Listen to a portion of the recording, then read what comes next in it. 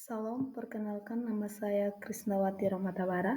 Saya dari Prodi PAK semester 6. Di sini saya akan membuat video UTS untuk memenuhi mata kuliah neuroteologi yang dimana saya akan menjelaskan materi dari pertemuan 1 sampai pertemuan 7.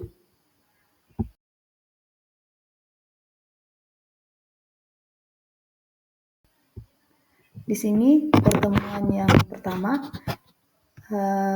kami sudah menjelaskan RPS dan kita masuk dalam pertemuan yang kedua, di mana pertemuan kedua ini menjelaskan mengenal otak, sejarah, dan pengertian neuroteologi. Selanjutnya, pengertian neuroteologi dan otak. Yang pertama, neuroteologi.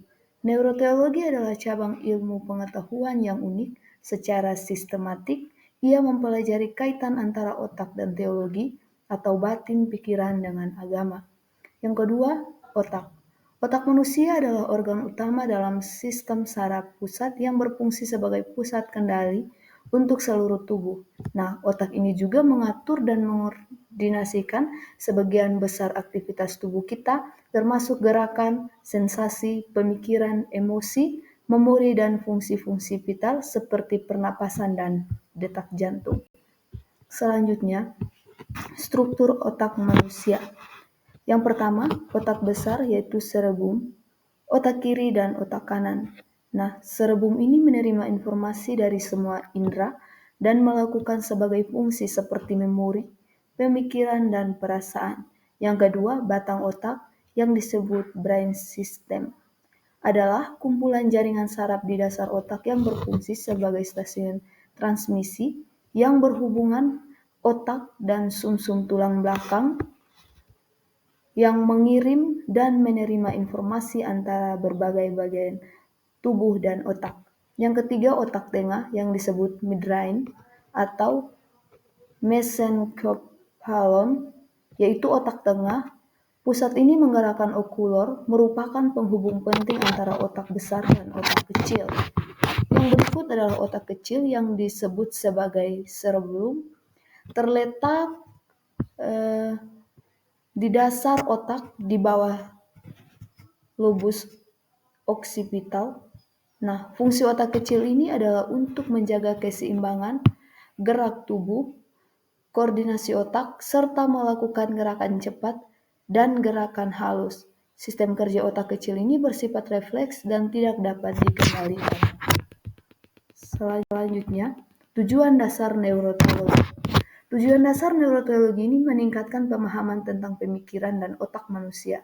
Yang kedua, meningkatkan pemahaman tentang agama dan teologi. Yang ketiga, memiliki pemahaman mengenai keadaan manusia, kesehatan, dan kebahagiaan. Yang keempat, memahami dan meningkatkan spiritual. Kita masuk dalam kesimpulan. Neuroteologi adalah bidang yang mempelajari hubungan antara otak manusia dan pengalaman religius. Disiplin ini berusaha menghubungkan ilmu saraf dengan tradisi religius untuk memahami aspek spiritual.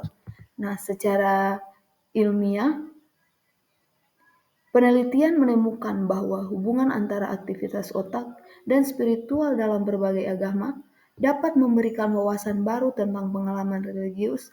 Namun, meskipun dapat meningkatkan pemahaman dan kesehatan mental, neuroteologi juga menghadapi tantangan teologis dan etis. Selanjutnya kita akan masuk dalam integritas otak dan teologi. Contoh cara kerja otak dalam Alkitab. Yang pertama, Alkitab juga memuat kisah di mana otak turut bekerja secara signifikan, meskipun Alkitab tidak secara eksplisit menyebut istilah otak. Namun banyak kisah yang menunjukkan bagaimana pemikiran refleksi dan pengalaman spiritual seseorang berhubungan dengan kerja otak. Kita baca dalam Roma 12 ayat 2, Daniel 1 ayat 17, Lukas 24 ayat 45 sampai 2, Korintus 10 ayatnya yang kelima, Mazmur 139 ayatnya yang ke-14. Selanjutnya, integritas otak dan aktivitas religius. Integritas antara cara kerja otak dan aktivitas religius membuka perspektif baru dalam memahami hubungan antara iman dan rasio. Jika sebelumnya iman sering dianggap sebagai suatu yang terpisah dari proses rasional, temuan dalam bidang neuroscience justru menunjukkan bahwa otak secara aktif terlibat dalam pengalaman religius. Nah, hal ini tidak hanya memperkaya pemahaman teologis tentang iman, tetapi juga menguatkan pandangan teistik, khususnya khususnya dalam kekristenan, bahwa manusia diciptakan dengan kapasitas untuk mengenal dan berelasi dengan Tuhan. Namun perspektif ini sekaligus menantang dikotomi lama antara rasional dan iman, dan justru menunjukkan bahwa keduanya dapat berjalan selaras dalam pengalaman manusia. Selanjutnya implikasi teologi dan praktik iman. Hubungan antara iman dan rasio semakin dikuatkan dengan bukti otak manusia yang dirancang untuk memiliki pengalaman religius yang sesuai dengan konsep. Kita baca dalam Mazmur 139 ayat yang ke-14 bahwa manusia itu diciptakan secara ajaib dan luar biasa. Yang kedua, pentingnya disiplin rohani seperti doa, puasa, dan meditasi dalam membentuk pola pikir yang lebih sehat secara neurologis dan spiritual, yang dimana relevansi bagi pelayanan pastoral dalam memahami bagaimana pengalaman iman dapat membantu individu mengatasi trauma, kecemasan, dan stres pendekatan berbasis iman dan ilmu saraf. Nah, di sini kesimpulan yang dapat saya ambil yaitu bahwa hubungan antara otak dan pengalaman religius itu dalam konteks neuroteologi yaitu bidang ilmu yang menghubungkan sistem saraf dengan pemahaman tentang Tuhan, yang dimana otak memiliki peran sentral dalam berbagai fungsi kehidupan, termasuk kognisi, emosi, dan spiritual. Nah, neuroteologi juga menawarkan perspektif bahwa pengalaman religius tidak terpisah dari proses biologis dalam otak, tetapi justru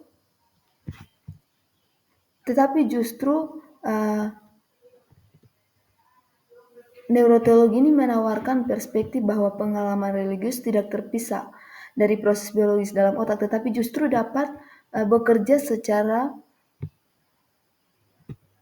baik dengan imam, yang dimana ini dapat memberikan wawasan baru dalam memahami bagaimana keyakinan dan pengalaman spiritual kontribusi terhadap kesehatan mental, kesejahteraan, dan hubungan manusia dengan Tuhan.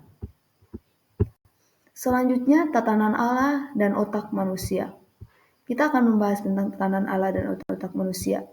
Yang pertama kita harus mengerti dulu, apa itu pengertian tatanan Allah.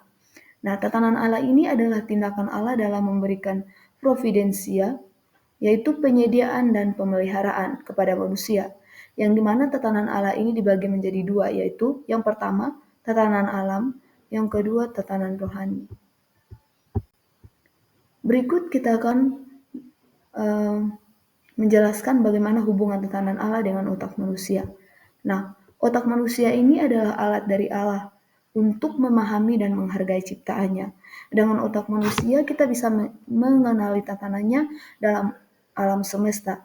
Ini juga dapat membantu manusia bagaimana manusia menjalankan perannya sebagai khalifah di bumi dengan bijaksana dan bertanggung jawab. Selanjutnya sistem kerja otak. Nah, sistem kerja otak ini bagaimana kita dapat memahami dan mengikuti tatanan Allah dalam diri. Misalnya pengetahuan tentang cara kerja otak yang benar sangat penting.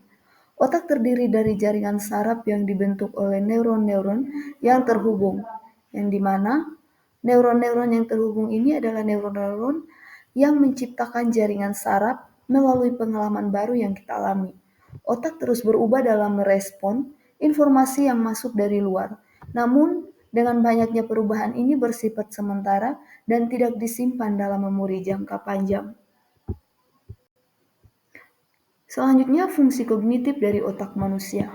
Nah, fungsi kognitif dari otak manusia ini sangat membantu kita untuk memahami angka yang ada di dalam teks-teks kitab suci.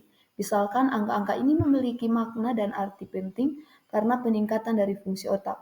Bagian otak yang menangani pemikiran biner sangatlah penting karena membantu kita membedakan antara hal-hal yang berlawanan dalam konteks agama dan spiritualitas. Proses binar otak mengatur apa yang dianggap benar atau salah. Selain itu, bagian otak yang berfungsi sebagai penyebab aktif saat kita mempertimbangkan hubungan sebab dan akibat di dunia. Selanjutnya, manfaat pengertian akan tatanan Allah ditinjau dari kerja otak.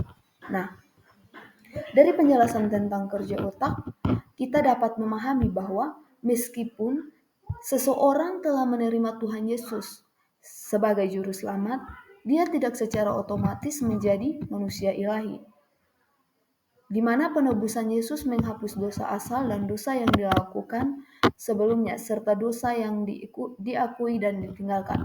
Namun penebusan ini hanya memberikan kesempatan bagi manusia untuk kembali menjadi manusia berkuadrat ilahi dengan kehendak bebas.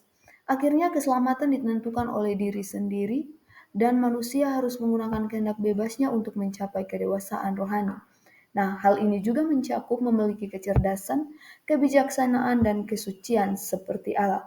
Bagaimana kita sebagai manusia, kita mau hidup suci seperti Allah. Jadi kesimpulan yang saya dapatkan dari tatanan Allah ini, yaitu tatanan Allah menunjukkan bahwa manusia adalah ciptaan yang harus tunduk kepada pencipta yang sangat berkuasa. Allah juga menciptakan manusia dengan tujuan dan untuk pencapaiannya.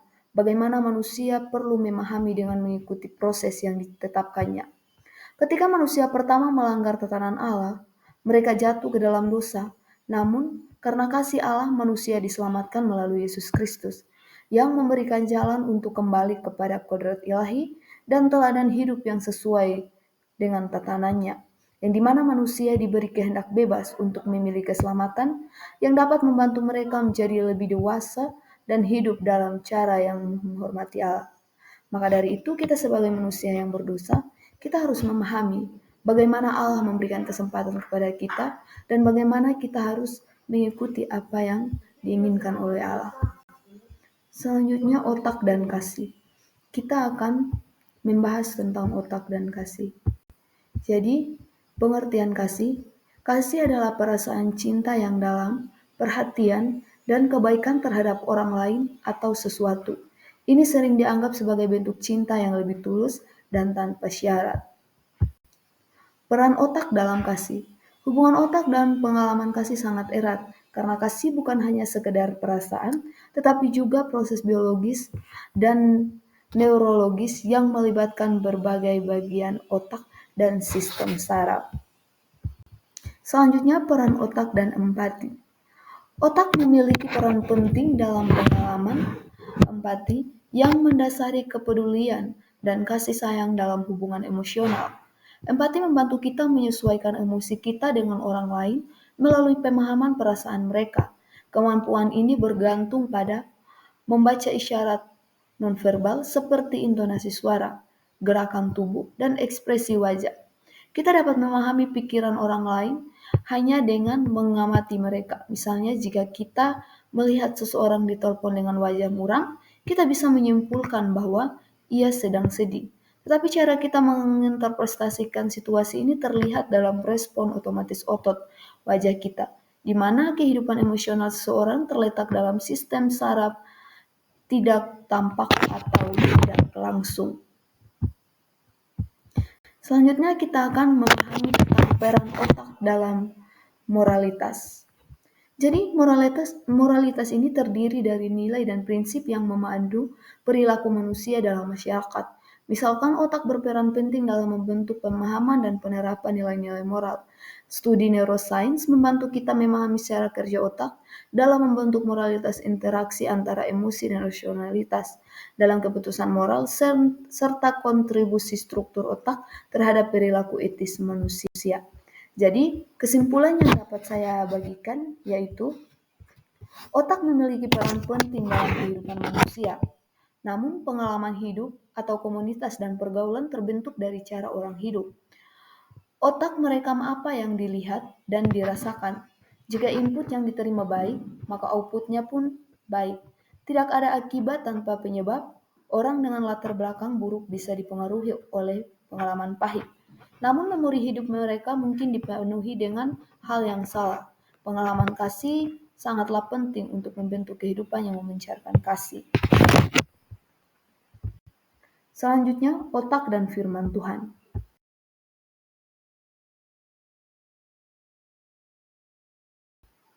Kita harus memahami cara kerja otak atau respon otak dalam Alkitab. Yang pertama, dalam Mazmur 1 ayat 2-3. Yang kedua, dalam Lukas 24 ayat yang ke-45. Yang ketiga, Filipi 4 ayatnya yang ke-8. Jadi, di sini kita harus pahami bahwa otak adalah struktur dan pusat pengaturan yang penting dalam respon firman Tuhan, membentuk karakter, dan mendukung pertumbuhan iman serta informasi spiritual, pemahaman dan penerapan firman Tuhan dalam kehidupan sehari-hari dapat membantu seorang untuk hidup sesuai dengan nilai-nilai firman Tuhan. Jadi, di sini otak adalah organ terbesar dan paling kompleks dalam tubuh manusia yang terdiri dari lebih dari 100 miliar sel saraf yang paling terhubung. Setiap bagian otak memiliki fungsi yang berbeda. Otak sangat penting karena mengatur seluruh sistem saraf dan berfungsi sebagai pusat kendali tubuh. Namun, firman Tuhan dalam Alkitab adalah kebenaran yang mutlak dan logis yang bisa dibantah atau diubah. Jika seorang beranggapan bahwa firman Tuhan tidak masuk akal, berarti orang itu tidak menggunakan logikanya yang benar, yang dimana otak memproses, memahami, dan merespon firman Tuhan. Dalam konteks firman Tuhan ini melalui beberapa tahap perubahan perilaku yang membentuk karakter yang sesuai dengan ajaran Tuhan.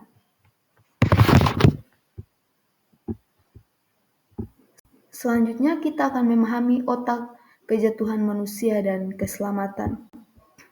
Jadi di sini tentang fakta otak. Jadi cara berpikir merupakan ekspresi atau cermin dari proses berfungsinya belahan-belahan otak itu.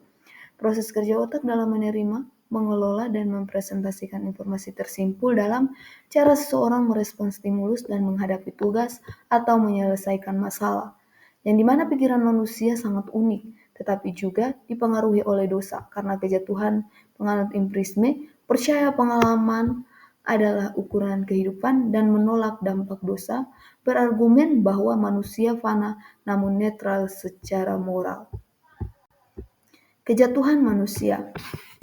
Dampak dosa terhadap pikiran adalah manusia tidak bisa menemukan kebenaran dengan akal, tetapi melainkan ia selalu gagal dalam melakukannya, yang dimana pikiran manusia cenderung merancang kejahatan, berpikir negatif, dan membenci Tuhan karena pengaruh dosa.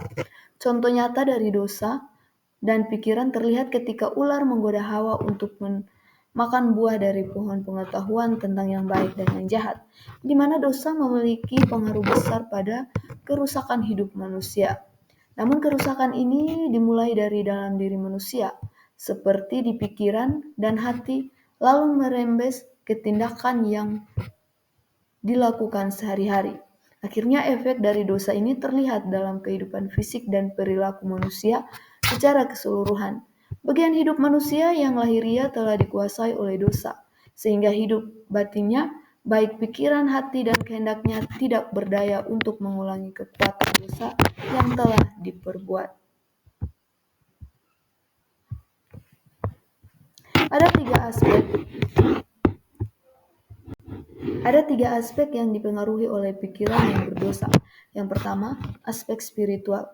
Dampak fatal dari dosa adalah manusia tidak mengakui dirinya sebagai ciptaan Tuhan, di mana semua makhluk hidup terperangkap karena gagal mengikuti perintah Allah. Dampak dosa mempengaruhi semua ciptaan, tidak ada yang tidak tersentuh oleh kerusakan akibat dosa. Yang kedua, aspek moral. Dampak dosa terhadap pikiran membuat aspek moral daripada manusia krisis atau kebaikan. Semua orang ingin menjadi teladan dan melakukan hal yang baik bagi semuanya, tetapi tidak bisa. Yang ketiga, aspek sosial. Dampak dosa terhadap aspek sosial membuat manusia lebih mudah salah mengerti, lebih cepat menghakimi, dan lebih memilih untuk menyadari daripada bergaul dengan Tuhan. Selanjutnya, Anugerah Allah di tengah kejatuhan. Yang pertama, janji penebus. Yang kedua, pakaian dari Allah. Jadi di sini saya dapat memberikan kesimpulan bahwa otak manusia penting untuk berpikir dan berperilaku, tetapi setelah jatuh ke dalam dosa, manusia tidak dapat mengenal kebenaran dengan baik, yang dimana dosa merusak hubungan dengan Allah dan mempengaruhi aspek spiritual, moral, dan sosial. Manusia sering berpikir dan bertindak salah, menjauh dari kehendak Tuhan, dan mengalami krisis moral. Namun Allah menunjukkan kasih-Nya dengan menyediakan keselamatan melalui Yesus, yang membebaskan manusia dari dosa. Dengan anugerahnya manusia dapat dipulihkan dari hidup sesuai dengan firman Tuhan. Maka dari itu, setiap orang percaya harus mengandalkan atau selalu mendapatkan bimbingan dari Roh Kudus untuk membangun pola pikir yang benar dan hubungan yang harmonis. Jadi, kita harus dapat mempelajari bahwa ketika kita mau hidup sesuai dengan kehendak Tuhan, kita harus mengubah setiap karakter kita. Bagaimana kita sebagai orang percaya harus selalu mengandalkan Tuhan. Kita harus selalu mengandalkan Tuhan dalam segala keadaan kita. Dan kita juga harus membuat pikiran kita ini yang sesuai atau yang berasal dari Allah. Jadi, otak kita ini yang paling penting adalah kita harus memiliki perilaku yang baik dan berpikir secara benar. Mungkin sekian dari materi yang saya sampaikan. Terima kasih dan shalom.